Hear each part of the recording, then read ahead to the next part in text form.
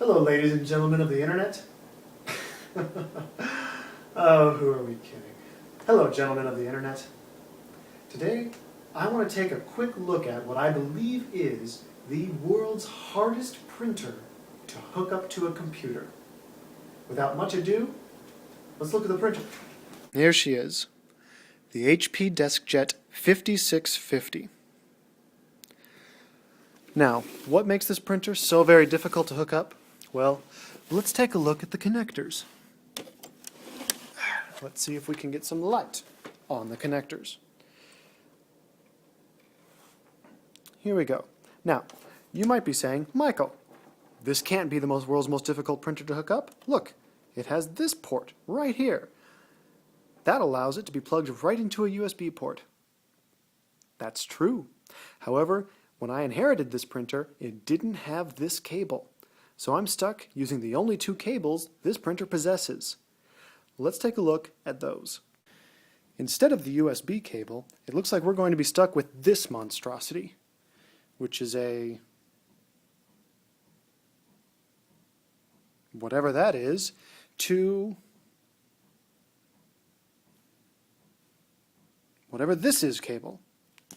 Hold on, I'm going to go do some research. Alright, I'm back. Now apparently, back in the day, a long time ago, printers could be hooked up to computers using something amazing called the serial port. Apparently that's what this is, a cable that goes to a serial port. All we need now is a computer that has a serial port.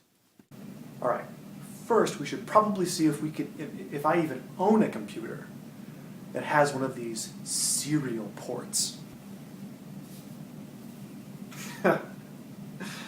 Of course not.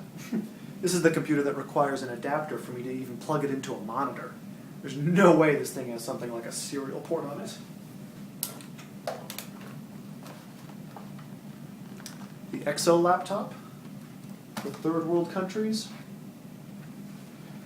even it doesn't have a serial port.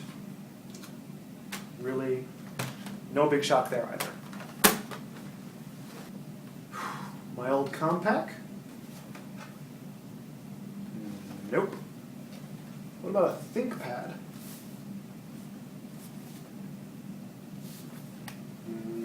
Nope. What about the really old Dell that I mess around with from time to time as a Linux server? Oh, check that out. I think we have a winner. I do believe I have found a laptop with a serial port. Now, we probably would have had better luck if we didn't look for a computer that was a laptop. If we come over to my old desktop used solely for playing old video games like Grandia 2 and Freelancer, then, yes, there is a serial port as well. Now, my old desktop is running Windows XP, and I am not in the mood to go driver hunting. So, I'm going to be using this laptop. What operating system am I going to run, since currently this is running a server operating system and is in no mood to communicate with that printer? Well, I'm going to go ahead and run Ubuntu 10.10. Fortunately, 4 gigabytes of the 14 gigabytes I keep on my keychain at all times is dedicated to a live USB that I can boot up a Linux desktop environment with excellent printer support anywhere I want. Now, you might be thinking to yourself, Michael, this printer isn't actually all that difficult to hook up. You have a cable, and it actually works with one of your computers. 2 if you count the desktop. But that's only the first cable, because in addition to communicating with a computer, this thing needs power. And that brings us to the mother of all power adapters. Feast your eyes on this. What is this? Do you see this? Do you see how incredibly difficult this would be to hook up? Let's go ahead and grab 2 different kinds of power strips. Here's a power strip in which all the plugs face down. Here's a power strip in which all the plugs face sideways.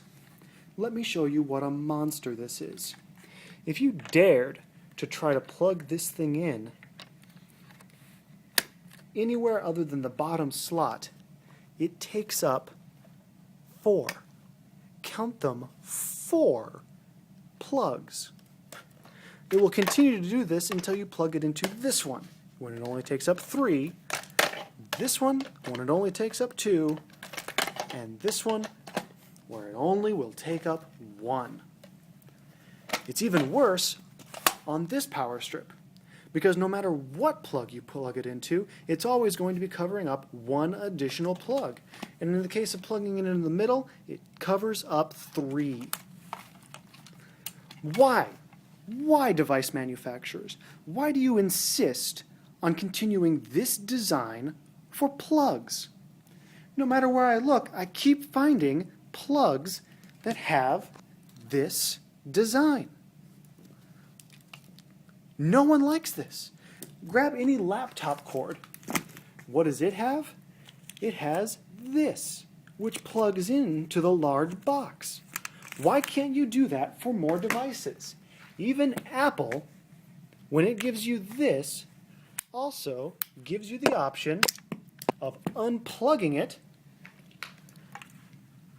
and plugging in this. Why can't we do that? Why can't we do that more often? And while I'm ranting, if you're going to design a power strip like this, please ask all other device manufacturers to keep making their plugs like this. You see, the problem with this power strip is that when a plug looks like this, and you plug it in, it covers up the outlet underneath it. A power strip like this solves that problem, unless the device manufacturer starts manufacturing plugs like this one. They're attempting to be convenient so that on a power strip like this, it plugs in sideways, not covering up any of the other outlets. However, if you've already purchased power strips like this to avoid this problem, it doesn't work anymore, covering up additional power outlets. Power strip manufacturers and plug manufacturers, let's start communicating a bit more as to what kind of design you're going to have for plugs and what kind of design you're going to have for power strips. So, now that I have that out of my system, let's go ahead and try to plug this thing in. So I've managed to figure out a place where I can plug in my laptop. Now, to plug in the printer... 3.141592653589780793284076949459237510682068628628. Alright, I have the printer hooked up to the computer, and now we just need to get a Linux desktop environment up and running on it. After all, Ubuntu seems to have fantastic printer support, especially for older models, so fingers crossed it's going to have printer support for this. As mentioned, I have an Ubuntu 10.10 live environment on this USB drive. Now this is a pretty old computer, so booting it up may take a while, especially since we're loading an entire operating system from a USB stick. 70815082117067982148604709384460955028411745021745021948502.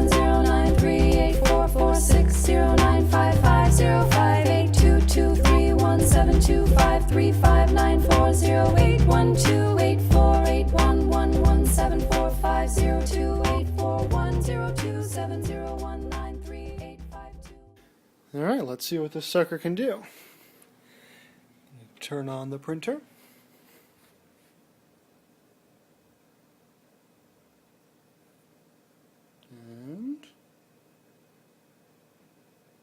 I guess that's it. You know, I didn't think about it, but I never really did check the ink cartridge levels on this thing. I assume if it makes a lot of clicking and clacking, we'll know that it's right. Let's go ahead and add a printer. And there we go. Ubuntu has discovered that there is a DeskJet hooked up to it. Let's see if it can find any of the drivers. No. Yes, indeed. Let's see if we can get ourselves a printer. And now the moment of truth.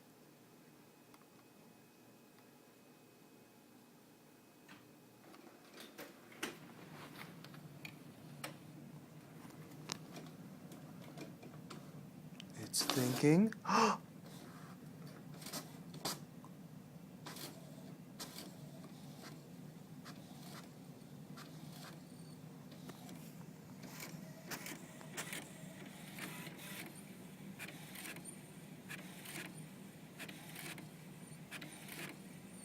I dare say we have ourselves a success.